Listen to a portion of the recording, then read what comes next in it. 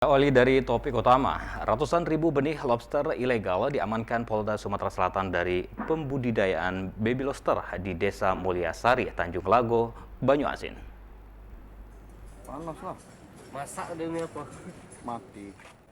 Polda Sumsel kembali mengamankan ratusan ribu benih lobster yang dibudidayakan secara ilegal di Desa Mulyasari, Kecamatan Tanjung Lago, Banyuasin.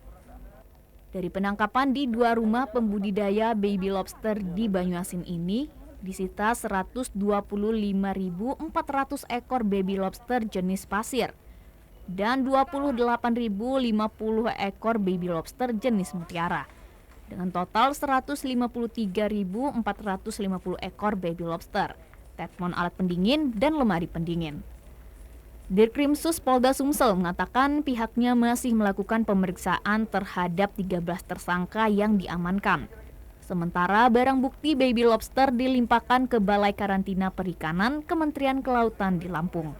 Peran dari 13 tersangka ini nanti ini masih tahap pemeriksaan. Tapi yang pasti bahwa 13 orang yang kita aman inilah para pelaku. Tapi peran-peran masing nanti sementara lagi kita dalami. Yang kita dapatkan dari 13 ini ada peran masing-masing di 2 rumah di TKP di Mulyasari. Atas penangkapan pelaku ini, negara dirugikan sebesar 24.420 juta rupiah. Para pelaku terancam hukuman pidana paling lama 8 tahun penjara dan denda sebesar 1,5 miliar rupiah. Romiko, TVRI Sumatera Selatan melaporkan.